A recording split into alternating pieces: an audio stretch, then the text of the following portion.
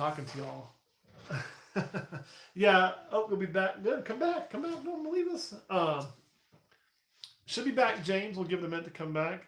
Uh, so, like, what I had to do is I have to load it. There, it's back. Yay! It's probably LOI. Is it working for all y'all now? Somebody tell me it's working. Awesome. That's what I want to hear. Because like basically you have to like get the video started, then go post it, then come back, and every now and then YouTube shits the bed. So I have to close YouTube, reopen YouTube, start a video again. It says, "Do you want to resume your stream?" And I go, "Yes," and then bam, it's back. So it takes a minute every now and then. Uh, I did want to make sure this wasn't anything important. I went off. No. Okay. Cool. So I got something cool to talk about with you guys, not with YouTube. My feedback question: Matt recently had a very negative experience. Was on the fence about what to do to review wise about it. You know, James. Here's the thing, though. It's different for you. Like, if you want to leave a negative review, do it. I mean, I would say talk to them first and see if you can't work it out. But if people treat you like shit, you know, you have the right to do that. But it's a little different. I feel like for me because if I do it, you know, it's not just a bad review. That's the problem. Like, I'll give you a prime example. Before we bought our scaleless head mail from Daniel, we'd purchased one from somebody else. Like, we had a deal worked out on it. They didn't really feel good about shipping it. They'd never shipped before. We were going to drive and meet them halfway. I cleared a day to make this 10 hours worth of driving, 5 there, 5 back, to get this thing. Had cash, had it all set up, was going to film it, you know, had everything scheduled, planned, ready to rock. Was in contact with the guy, we were good. All of a sudden, it went quiet. And let me get the story out for James, and we'll cover some of that. Uh, so then I'm reaching out to him, and I'm not hearing back. It's getting a little fishy. Then the day before I'm supposed to leave, I think it was, uh, or maybe the day that we were going to go, he comes back and he's like, "Hey, the guy that sold that to me said it's worth way more money, and I'm going to need this now." And I want to say our price we were paying was a little below market, but not a lot. Like, it was below market because one, he reached out to me about buying it. I didn't reach out to him. Two, he had to get rid of it, and I had no clue who he was. So there's a little more risk. It wasn't like this is an established person I could look up and know who there is and see their stock. It was a guy saying, "Hey, I bought this, and now I have to get rid of it." So there's a little bit of a higher risk for me, you know, maybe taking on a problem, everything else. And it was one of those things. So I didn't want to pay what he was asking all of a sudden. He went from, I mean, he tripled his price. And the reason he tripled his price is because the guy he bought it from probably screwed the shit out of him, or it just fallen in price that much. I mean, Scales heads, you know, they did what they were supposed to do. And so he was probably talking to a guy saying, "Well, I'm only getting this for it now." And the guy was like, "Oh, no, no, no, it's worth way more. You know, I mean, I didn't screw you," kind of thing. And so, you know, I never let that guy, I never said that guy's name. I still haven't. I explained to him why I was upset, why that's not how he should conduct business, and why if he continues to conduct business that way, he is not going to be in this hobby. I let him know I made the conscious choice not to roast him. Um, I'm not going to roast him. You know, and I truly hope that he learned from that experience and, you know, is better for it and is successful. Uh, so it all is relative. It really is. Now, when I bought from Daniel Allison, I think I paid maybe $150 more than I paid to the other guy, or was going to pay the other guy.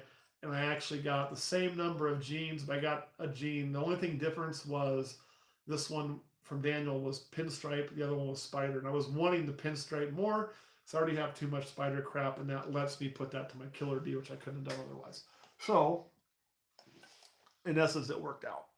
But if I'd have roasted that guy and I'd have ran his name down, you know, enough people hear that, and I mean, maybe I'm thinking too highly of myself and how many people listen to me or hear me at least. I didn't want to do that to somebody. So, but it all kind of depends. I mean, you know, If somebody were to sell me a snake they knew damn well had like IBD or something like that, yeah, that's different. Then I'm going to put that out there. So it kind of depends on the level of crap they do. So yeah, and that's kind of what I felt like too, is that I could ruin somebody. Hey Nick, well glad you joined up, and I'm excited to have you. So now we kind of covered some of that, James, and yeah, I don't know what you need to do. It's you're gonna have to make that decision on that one. But that was why I made mine. Was I just felt like in mine the punishment didn't fit the crime. I'd rather that person learn from that experience and move on. I felt they were very inexperienced. I felt they were very new to it. I didn't want to crush them. That, you know what I mean. Uh, I'd rather take that person and be like, look, this is how you do customer service rather than rip them apart. So, all right. Oh, bamboo spider banana is recessive. Going with all those is good. I mean, I don't have bamboo only because I have a lot of Bell Complex stuff already. And so I'm kind of oversaturated in the Bell Complex. So I've kind of avoided adding more. Kind of like I'm trying to avoid adding spider, but I keep doing it. So just, you know, trying to diversify my collection, so to speak. So that's, you're not going to go wrong there anyway. You can do any of those and be fine. Banana is always good to add and know about the sex linking. So the lavender gene's awesome. I like lavender, but I don't have it. I got Tofino. So now let me get back to one of the things I was wanting to let you guys know. So, couple things. I got two things I want to announce. One of them's a change. We're making a change here from last year. I've kind of known I was making this change. I never put words to it till today. So we're going to make a change. I think you'll like it. I can already tell you I like it. Make all of our lives simpler. Before I get to that change, though, first, one of my goals this week is to sit on the computer and go through everything tomorrow. So I got the weekend to myself. My wife's gone on a trip. I'm going to get a list posted for you. It's going to be a very small list. There's just not a lot of stuff left. There's not, guys. But it's coming. I'm going to make that list. It's going to happen. Bam. Got it. I got you. All right. Thing number 2. This is where it's getting exciting. So today, Kurt and I filmed a clutch update. It's 1902 clutch. We didn't do the 01 clutch. Again, I'm waiting on them to shed. I want to see what they really got.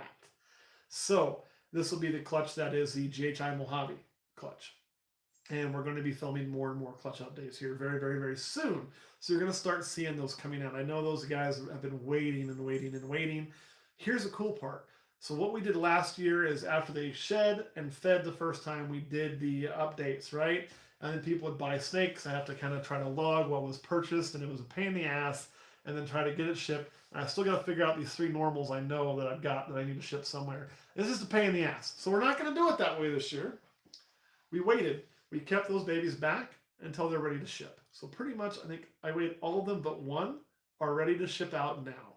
So when you see that clutch pop, I'm still going to leave it for you guys for like a week. It's still going to be your first come, first serve as always.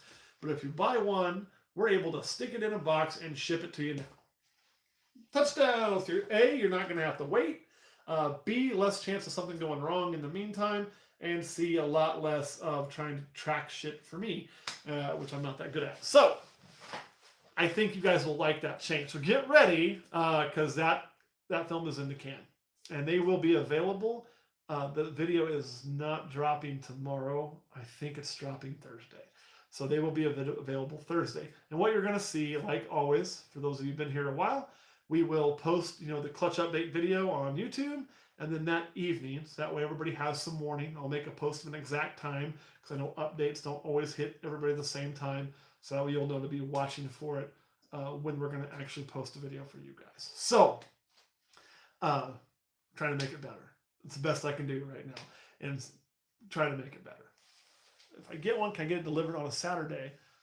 Delivered to where? David, help me out on that. Are you talking about delivered from FedEx? FedEx will not deliver on Saturdays. They do not do that. Here's the kicker. If you're close, though, I mean, depending on how close you are to us, maybe we can figure something out. Because I'm off on a lot of Saturdays, so we might be able to do some driving and meet somewhere or something like that. 4 hours? Tell you what, man, you meet me in the middle, depending on what you buy, as long as it's not like a normal, so I'm not spending more than $20 in gas, we can work something out. Definitely. So we can work something out. That shouldn't be a big issue. I don't think anyway. You may have to work with me on the dates because a lot of Saturdays I'm gone, and then yeah. So you spider. So 2 hours, be about 120 miles. Yeah, I mean we can figure it out. It'll be cheaper than FedEx for sure. I mean, we had a system there for a while that we'd probably just bring back, and it was like within a certain distance on a certain size order, delivery was free. Outside of that distance, there'd be a small charge for delivery, because again, we just got to cover, our expense of going and doing it. But it would be a hell of a lot, even on a spider. Spiders aren't real expensive, and you're not going to see any spiders on that clutch. Although in the available list, there may be some. Uh, you know, I mean, we could make it work, or we could hold it in case you want more. And if you buy a couple, deliver a couple at once. So, ooh, well, there's going to be some of those coming out if you're looking for Killer Bee.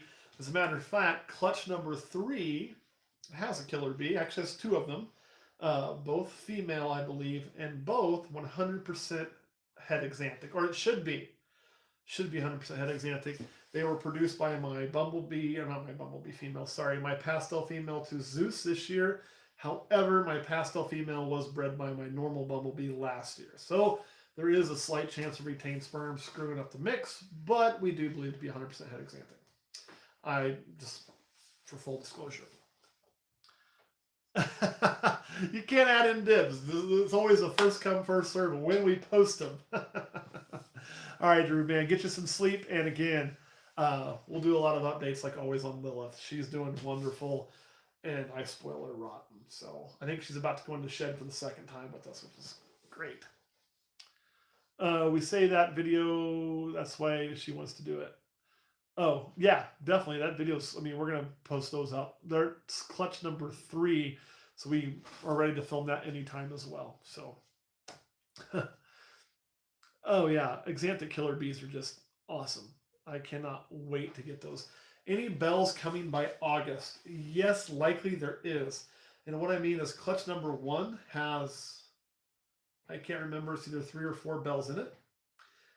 They're going to be either super Mojaves or mystic potions. So that is going to be, I'm waiting for that to shed one more time so I can really look at the babies and try to figure out what's a super Mojave and what's a mystic potion. I think we're going to be a kind of an even split on those. And once that happens, I'll be able to make decisions on what we're going to do with all that. But I can guarantee you some of those are definitely coming available. So yes, we should have bells by, maybe not by the 1st of August, but by the end of August. We do have more bells hatching. I've got a lesser clutch here. That is lesser to lesser pastel. So I'm expecting more bells there. So bells for everybody. And then, is that the only bell clutch, or do we have another one? I think that's the only 2 this year. So they're going to be here. And well, I appreciate that, Blythe. And my blitz has come from tall grass, so that would be a good spot to go. Now, ours, we haven't produced any yet this year, but I am expecting them. My calico looks like she's going to go, and she's been bred to a blitz. And then my orange green female looks like she's going to go, and she's been bred to a blitz. So I'm hoping she goes. And that would be the only 2 things we put blitz to this year. We're raising up a female blitz, and I plan to do some really neat stuff along that way. And Calico Blitz is awesome. Awesome. I love it. Actually, I take that back. That is another Blitz clutch. How did I forget about that? So the Calitz, which is our Calico Blitz, actually got ready to breed this year. She laid 4 healthy eggs for me our first year to a banana black pastel. That clutch is coming. So it's kind of nice to hear someone talking about snakes while I do this. Well, I'm glad I can fill the void of you talking to yourself. That's usually what I end up doing anyways, talking to myself. Yeah, they had a really cool banana leopard blitz male that I damn near bought myself. But VIP, let's see who deals in VIP. I know, well, VIP does. The Barkers do, obviously, or VPI. Shit. Off the top of my head, I don't know who's a big player in that right now because it's just not something I follow. When I see VPI, I just bypass it because I don't want both in my collection, just because I don't ever want to confuse the 2 and screw up a breeding. So, unfortunately, I don't. But there are a lot of people. I mean, that do mess with it. I'm hoping SK takes over. We'll see. It used to be SK was harder to find than VPI, but I do think uh, because of like snakes like the Stormtrooper and John, you're seeing more and more SK. So that's what I'm hoping for. Anyway, all right, guys. So that's kind of where we're at on the Olympus World updates. We are going to be moving some more stuff. I'm ready to move another one of these racks. I anticipate by probably September or October moving everything, whether it's late or not, getting everything out of here in a new place. Somebody asked when the next special or giveaway is going to be. We when I go through what we have tomorrow, I was hoping to do it today, but today kind of got away from me. I was doing some other work. But tomorrow, I'll sit there and finish my computer logs and probably contact a few of you guys about shipping, things like that. I'll find what's here and I'll pick the special snake then, and we'll get that special scheduled pretty quick. And then because we're doing the clutch update, I want to say we're leaning towards doing a giveaway maybe in August, maybe. The reason for that is I got something else planned. We do the special, hopefully at the same time, or it'll be the 1st of August. I don't want to make too much crap crammed into one. And that is, we do need to have a drawing here soon. And that drawing is going to be for winning the chance to stay at the Reptile House. So that is also coming. And what we plan to do is hopefully we'll get that done in July, maybe August. Just I don't ever have enough hours to do the shit I need to do. But if you do win, we're going to give you quite a bit of heads up, so you won't be able to book. It's like a timeshare. It's going to be a year. You won't be able to book until either we'll probably start it with the end of October, the 1st of October, somewhere in there, and it'll last for an entire year. So you'll have 1 year from whatever date we say, okay, you can book starting November 1st, or you can start October 1st, or whatever we decide on. You'll have a full calendar year to book your stay. The reason we put it out kind of that far is that gets us through a big chunk of football season.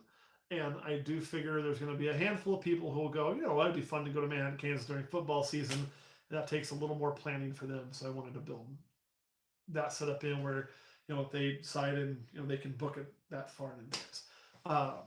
So that's the plan. Also, because of our snake show being in September, if people want to book to come stay there, it gives some time for the first serve to go do that. And don't go Broncos me. We're talking about K-State football. So go Vikings otherwise. I don't have a problem with the Broncos. They beat the Chiefs, I'm happy. I don't have to listen to the Chief fans. So I don't hate those guys. But that's kind of everything going on with Olympus right now. It's been a blitzkrieg, man. Guys, this year's been insane. So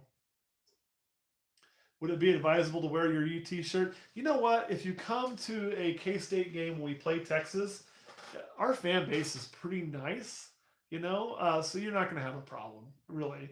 If we threw you in the student section, it might go a little south, but otherwise you'd be okay. I don't think you're going to have much. Now, if it's a K-State game, that's a little different. I probably wouldn't recommend wearing KU stuff. You'd probably be okay unless somehow we lost. And then, I don't know. I mean, that could be riots in the parking lot and people's cars being flipped. So, as long as it's not KU, you're fine. I wore a UT shirt to the A&M versus Miami game. See, Texas A&M quit on us. I'm mad at them still. I'm getting over being mad at Nebraska. I would like Nebraska to be relevant again. But they both quit the Big 12. And go, Pat, go, please. We can't have that in here. You guys are like one Aaron Rodgers knee injury away from being irrelevant. But as long as he's there, God, dude, he's good. I'll give you guys that. He's good. So, anyway, I want to know if you guys have anything that, what you think of the way we're looking at doing the sales, where we're going to kind of wait till they're ready to ship or really close, so you just don't have to like sit there and wait on it like last year. If you like that change, let me know, because we didn't really do that on purpose, but we were actually waiting on clutch number 1, and then we kind of like, well, let's go ahead and we need to start doing one, and it just made sense that, hey, this is going to be better. So, love the cup miss. Oh, this cup. Yeah, that's my wife's. It's got Miss Meyer on there. So, also, If you like the idea of how we're doing the chance to win the stays, if you see a problem with that, let me know. This is your Patreon as much as it is mine. So I just want to make sure we're all on the same page, and that you guys know what we're doing and how we're planning on doing it. So, yes. Seeing y'all out there. It turns over the tubs faster potentially. For us, maybe. I mean, it's like, uh, I mean, we got the tub space. It's not a matter of like we're running out of space right now. I mean, I've got that whole baby rack that's got just for when they hatch out before they. We'll see you tomorrow or not tomorrow. See you next time, Chris. Uh, you know, I mean, it's not so much of that. We've got some space, but we definitely are conscientious about space. But it does open it up probably more predictably, I guess I should say. So it will come to that sniffle, and but when it comes to that, we'll buy more tubs. Like that's one of the great things about y'all. I mean, and I don't try to get into the finances how we run the business too often, you know. But one of the things that we've done is, and this is one of the reasons why you hear us say too, we don't really pay ourselves much or at all. We keep the YouTube cash, which is very minimal, and then we don't really keep anything else at all. So we Dave your ass. I don't get that one. I missed that. Uh, I have to explain that one to me. Save. Oh, yeah, you saved my ass. That's better. I have a buddy named Dave that does some weird shit, so I was like, thought maybe you knew him too. Not David Whalen. I'm talking about somebody else there. But like, we always keep a certain amount of finances on hand. So like, and I did this before Patreon too, to an extent, was always the plan. Patreon made it a lot easier. So, and for us, especially with running a house now, we never let our cash reserves be below $5,000.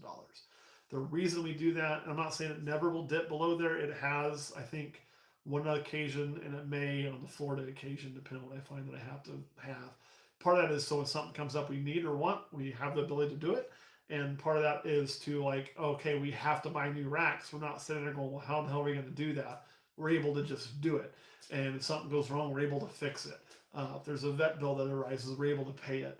So like we always try to keep a minimum reserve of cash on hand, and we likely will not take money out of the business for ourselves unless that cash on hand is met, all the taxes are paid, that year's kind of closing out, and then there's stuff left over, and we don't need to purchase anything. Then is when we would actually be like, oh, okay, well now we know we can close out the year. But that's kind of how we run things. I don't know if I've ever gotten into that very much with you guys, but you deserve to know how we do it. So you've had a lot of slugs. Is that what you're telling me, Sniffles? Uh, yeah, you get the one baby. You said the rest were slugs, right? Yeah, and that's kind of the thing too. I mean, I picked a number originally based on that. We were ready to like, what if something happened? We didn't have any eggs one year. Can I run my collection for a year on no income? That's what it boiled down to. Now, truth be told, 5,000 wouldn't do that now because of the house. But I also can count on certain parts of income coming in from other sources, so it makes us okay. But that's just you know, probably more information than you guys really want. But since you supply a lot of it, I think you need to know, right? But yeah, bias against racks. A lot of people are. Uh, it's it's hard, you know. Uh, I like racks for breeding ball pythons, colubrid, things like that. I like racks. We talked about Brian a little bit, and the one time I was kind of like, I think it already died. I don't think he went anywhere with it. Was when they were talking about, well, maybe we shouldn't do racks. I'm thinking, man, don't start that, because if you do, then everybody's gonna make that the expectation, and it's really the better answer. If you want to put decorations in them, whatever. Snake doesn't give a shit, but if it makes you feel good, do it. Uh, but there's also something to be said for a display cage, and I think we kind of talked about it on the YouTube with a newer person who was wanting to get into it. Somebody mentioned the value of having an animal that's just a display animal, or just like Lilith. Lilith is in a display cage for me. She's never going to be in a rack. She's always going to be in a display cage. She's always going to be in a cage I'm proud to look at. That makes me feel good to see. And so I understand where your wife's coming from. Maybe the solution is not going 100% one way or the other. Be like, hey, why don't we have 2 or 3 things that we have in nice displays so we can see and look at and enjoy, but the rest we put to work. I mean, we do what's best in the work. And that's kind of where it's at. What's funny is I didn't pick the name Lilith for the Gaboon. Lilith was voted on by Patreon. So you guys picked that name. So, that's how she got named. I was going to name her Hell. That's what I was going to name her. But Lilith, I actually really like it. It's a good fitting name for her. So, and I've never put colubrids in racks personally because I just don't keep colubrids. But the people I know that have had great success putting them in racks. Well, and I tell you what, there is a solution to that. If you're worried about the kids getting in the racks, we took a rack for venomous snakes once. We had the same concern. And so what I did, and it wasn't on a TGR, it was on like a metal rack. I'm going to flip around. You can keep Reptile Prime really dry if you want. But we installed a bar. So we put a lock ring here and a lock ring at the bottom. Just like a round half ring that drilled in there and bolted on. It was on, like I say, a metal one. Then we took a metal bar and cut it, put it through, locked it, and we locked it down there. The other thing you could do is depends on how old your kids are. So 6, 4, and 2. Okay, one of the corns, bulls, and hognose aren't going to hurt them. You could also just put like a loop up here of some sort, and then run a drop bar through the loop, and a loop on the bottom and a loop in the middle. That should be pretty sufficient. Now your kids could lift it up and open the bottom tubs, like working it up and then sliding the bottom tubs open. But you could also put one lock on the top then where they couldn't lift it, and that should solve your problems. So you can set up a rack to lock as easy as you can a glass cage and lock a ton of them at once. So that's kind of what I would suggest. We have locking tubs for our, yeah. And if you're keeping your snakes behind a locked door anyway, then what the hell, glass or rack ain't gonna matter, right? That's one of the things I love about the reptile house too, is I kind of felt like, oh hell, it's just me and the wife, venomous snake, that ain't dangerous, she ain't gonna open it, I'm not gonna open it. And then my niece comes and visits, my little great niece, and she's getting old enough, she's curious, and I bring her in the snake room in here, and she wants to open tubs and see things. And I thought, boy, the day's gonna come when she's a little older, and so moving all those to the reptile house, now I don't have to worry about it. They're in their entire own locked house. It's good. So I do feel you on that to an extent. But I think if your wife sees it, get her to see it, not just hear about it. Take her somewhere that's doing it, and then work with her too. Give her a few on display so she can have her favorite she still sees.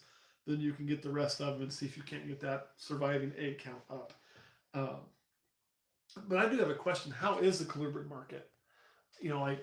I've never been a part of it. I've heard people say that maybe it's recovering. Because I know at one point in time it got really, really depressed. People were worried ball pythons are going to be the next colubrids and get really, really depressed. I don't think they'll ever get as low because they don't produce as much. But I was curious if as people left it, now they're going to start going back. If it recovers. One thing I've thought of a lot lately, and it comes from some people I know who are like, oh, there's so many people breeding ball pythons. We just need to get out of ball pythons and go do a bunch of other stuff. And I think it. I'll get to that on the possibility of fire blight.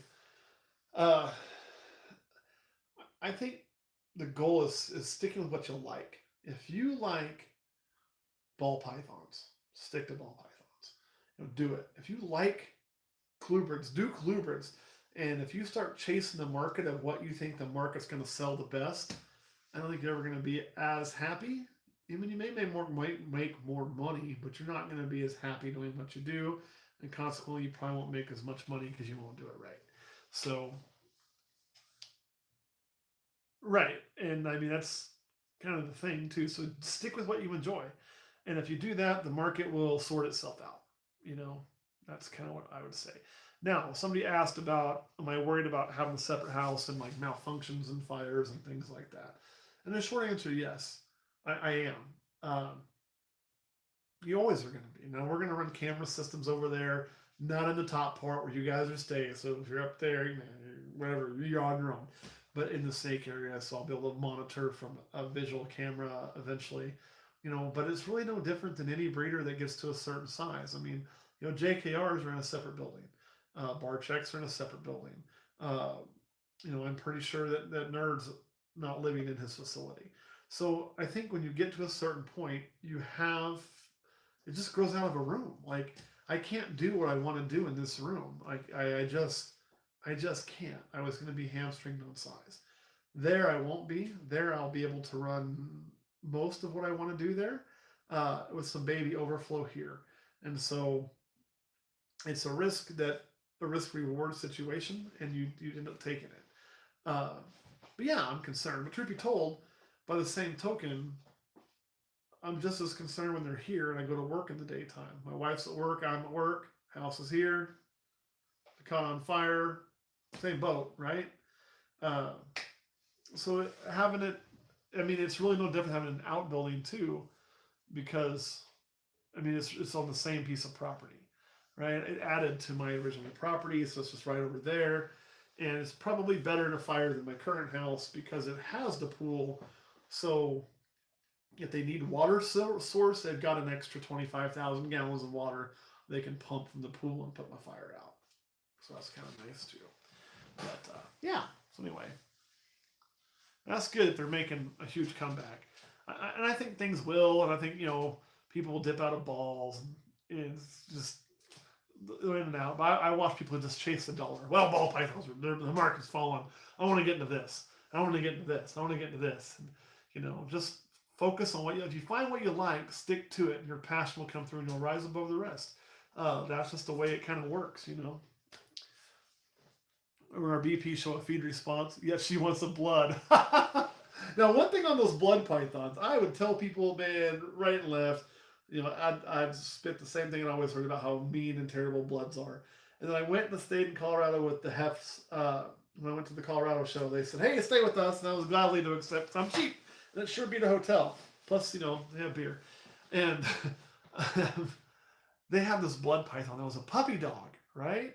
So it's great. Like you can make bloods nice. I think the more that they're captive bred, the better it's going to be. Let's scroll that back up. There we go.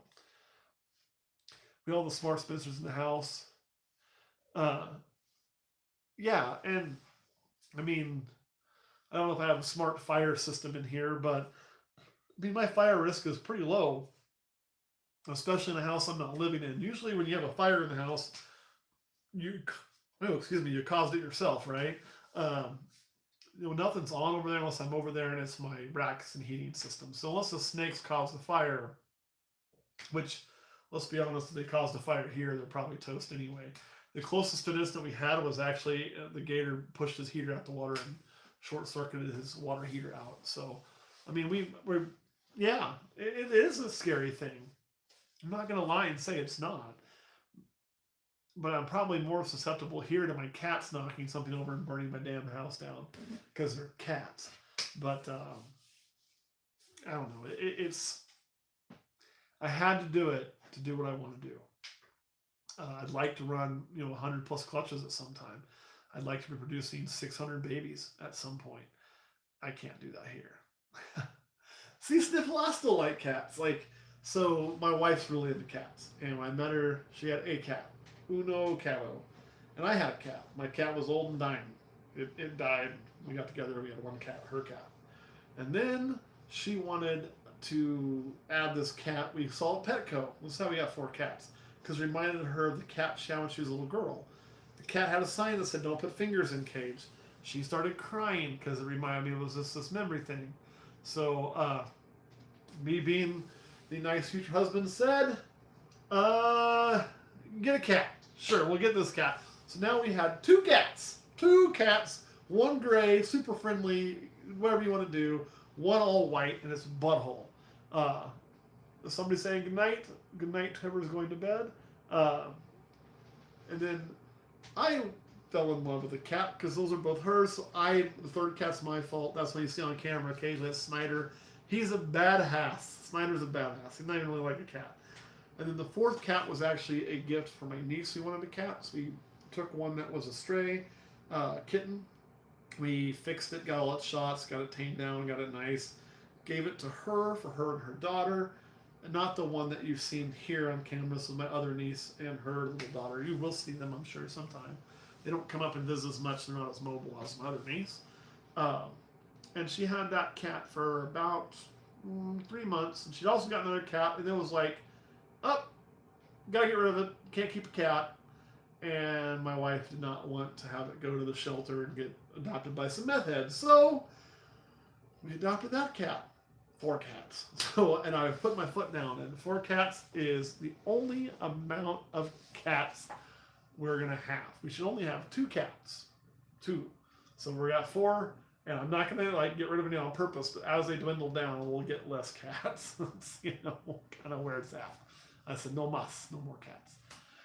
And I would love a Savannah. I also told the wife I wanted to fence in part of these 5 acres and put the proper fence in, get inspected, and get a fucking tiger. She said no. I don't understand it. Like, how do you love cats and tell me no tiger? She said no to a mountain lion. But I may talk her into a bobcat one day. We will see. Yeah.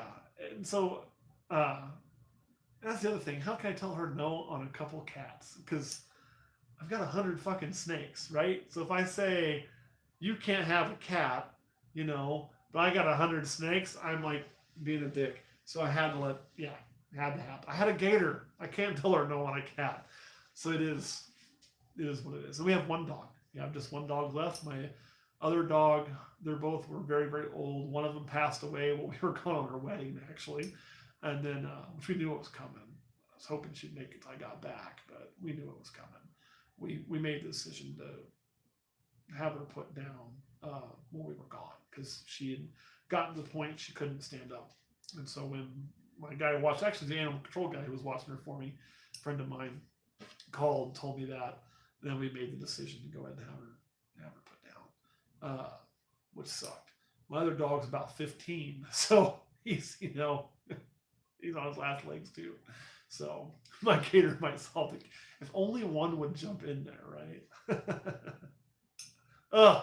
Wings and beers. See, I thought about going to get wings tonight, but I fucking got busy. We finally got the pump working around in the pool, so I had to go in there and vacuum and clean all that. And then we were doing some filming and doing some other shit. So my day got away from me, but it is what it is. So, all right, guys, do you guys have any questions that you want to talk about here on Patreon before we have to dip out? And I'm going to make me some dinner. So, Pluckers. What's Pluckers? Oh, for wings. See, I've never heard of it. I usually just go to Buffalo Wild Wings. We also have a Wingstop, but I hardly ever go there. So, I don't do sushi. Gotta cook it. I've never kept any birds. Now, I don't mind feeding them out here. The cool thing with where we live is you get a lot of pets that aren't your pets. We let a few just wildcats hang around because they keep the rodent population down, along with the pest guys that come. We have pest guys on contract, keep the rodent population down. And then I have deer that bed down in my backyard all the time. We've seen foxes, raccoons, of course, possums, you name it. If it's in Kansas, it rolls through. Bobcats, seen a few of them. Never seen a mountain lion yet. Probably won't, but they don't usually get in the neighborhoods, but they are actually here. So kind of neat. But we do feed the birds. I have a lot of birds I see. I just don't want them in the house. I've heard they're messy. Now, I don't have a ferret, but one of my nieces has one. She has a zoo. If I have any of the kids that are going to end up being like me junior, it's my brother's youngest daughter, because she's got 47 animals and she's only 12. So she's been in a video before. You'll probably see her again soon too. So name her Karen. Why would I name the mountain lion Karen? You got to help me with that one. And she ain't gonna let me kill him. She is terrified of big cats. As a matter of fact, there is a video she filmed when we were in Branson's Wild World. And they let me get in the cage with a couple Canadian lynx, which are like bobcats, the Canadian version, And one of them jumped up and popped me in the back of the head because I was playing with the other one, and she about pissed herself. She was like, "Oh," and I mean, it didn't even put its claws out. I just like walked up and popped, so I'm wrestling with that. And so I was just playing with these lynx, and she was about to lose it. But she did end up petting them, so I'd have a better chance of scoring a Canadian lynx than I would anything else. So I might have to try a lynx. That would be pretty cool. I should get a hookup. Like I bet I could find out how to get one. Get it as a kitten, but I wouldn't do it till the other cats are gone because it is a predator. It would, eat any of those things. So Applebee's has rats, probably serve them. I shouldn't say that. Applebee's is fine. I don't mind Applebee's. They got wings. They got apps, half price apps, right? All right, guys. So unless you guys got something else, the reason I wanted to go live today was to let you know that you have been waiting so long. You guys have been so patient to get a clutch update and get something for sale because we are in July, so we're more than halfway through the year, and we haven't released one from 2019 yet. But that is changing. It is changing now, and you'll get kind of a run on them, and then we'll be a little bit of a break, and then you'll get a run on them. But we'll probably be releasing 19s into early 2020 as well, just because I think we're going to have babies in December, maybe even into January from this year's pairings. That being said, things always tend to evolve. And what I mean is, I would have told you before, I had a set breeding season. I have for years. I start this time, I end this time, all my eggs by this time, right? And I think now we're going to start stretching to being more of a year-long process. There's still a timely breed, but more of a year-long. So the Het Snow Clutch laid, Danny. I can't update you on that right now. So here's the thing on that Het Snow Clutch, though. She had 7 eggs, but she had 3 slugs. So I only have 4 good eggs from her. I was surprised by that. I expected more, but it is what it is. We've had a total of 4 slugs all year. That's it. 3 from her and 1 from our pastel that was bred to her Zebra Bee, but she had 9 good eggs, 1 slug. The Het Clown also laid her first clutch, and she had 6 good eggs. So our chances of getting an actual snow are not real good, but we're going to keep our fingers crossed and see what happens. Oh, Ryan, you had a question. I'm waiting until shipping weight before updating the policy going forward.